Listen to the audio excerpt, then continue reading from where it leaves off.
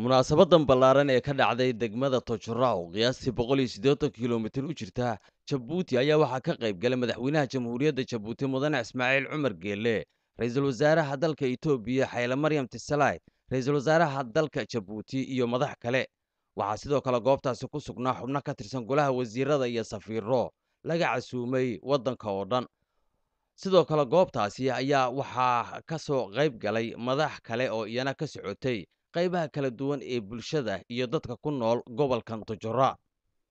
Waxaa goobtaasi lagu soo bandhigay dhagax dhigii halkii la dhagax dhigi lahaa dekedda cusub ee Tojora loo samayn doono. Waxaa goobtaasi madaxweynaha Jamhuuriyadda Jabuuti iyo ra'iisul wasaaraha dalka Itoobiya si weyn ugu soo dhoweeyey mas'uuliyiinta iyo weliba shacbiga degmada Tojora. Waxaa sidoo kale goobtaasi iyana qayb lixaad la ka qaatay madaxda kala duwan iyo shacbiga iyo weliba kooxaha ciyaartooyda ee degmada Tojora ay leedahay.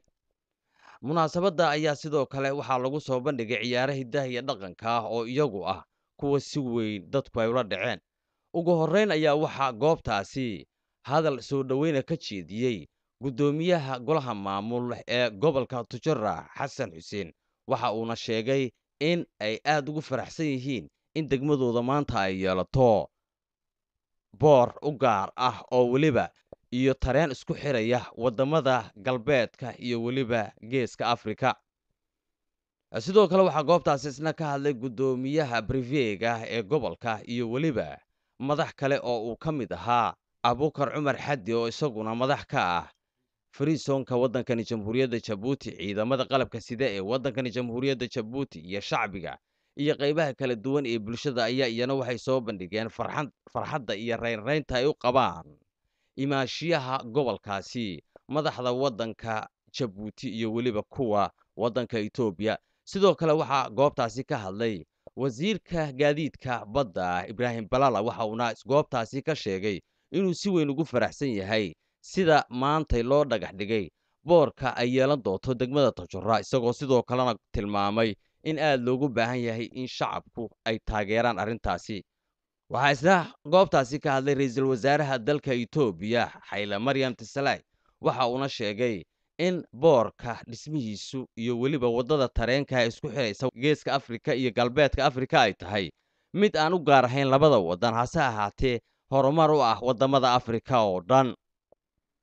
Ra'iisul wasaaraha dalka Itoobiya ayaa waxaa sidoo kale khudbadiisa uu ku sheegay in waddamada Jabuuti iyo Itoobiya aanay ahayn oo keliya laba waddan, hase ahaatee waxa uu sheegay inay yihiin laba shacbi oo isku luqad, isku diin iyo weliba wax walba iskaga dhow. Sidoo kale waxaa goobtaasi ka hadlay madaxweynaha Jamhuuriyadda Jabuuti Mudane Ismaaciil Cumar Geelle oo si weyn isagu ula dhacsanaa soo dhoweynta qiimaha badneed ay u sameeyeen shacbiga degmada Tojora oo uu ku ammaanay dadaalka wanaagsan ay ugu jiraan siday ugu hana qaadi lahaayeen horumar. Waxaana madaxweyne Geelle uu yiri sida aad noo soo dhaweyseen aan caadada u lahayn oo maantana xamaasad gaar ah ka muuqato ayaan doonayaa inaan mahad weyn ka soo celiyo.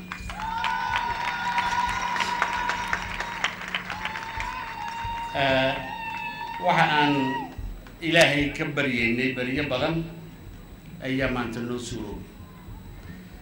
ilaahay baa mahadda leh keenay ayaantani maanta aan dhagaxa asaaska a dhigayno marsadii Tojora oo xasuusanaysa 13 qarni horteed marso halkan jiri jirtay. Itoobiya iyo waddankeena isku xidhi jirtay. xoolahana halkan laga qaadi jiray, Etoobiyana la geyn jiray.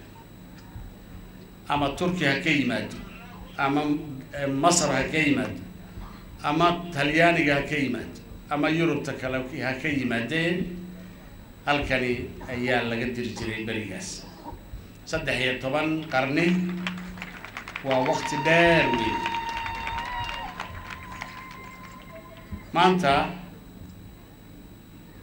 mid cusub ka weyn kii hore, ka kharash badan, ka hawl badan, ka fursado badan, keenaya in dadkeennu uu ku noolaan karo ka shaqaysan karo hore ugu mari karo marsooyinka baddan cas iyo badweynta Hindiya jooga oo mid la mid ah ka hawl badan maxaa yeelay ayaan waxa ay u leedahay Tajoora inay hesho marso sanadka u horeeya ee la dhisaba 8 milyan oo tan oo alaabihi ka duulayso ka dhoofayso Mikael Cabdirashiid Bare telefishinka qaranka Soomaaliyeed Tajoora waddanka Djibouti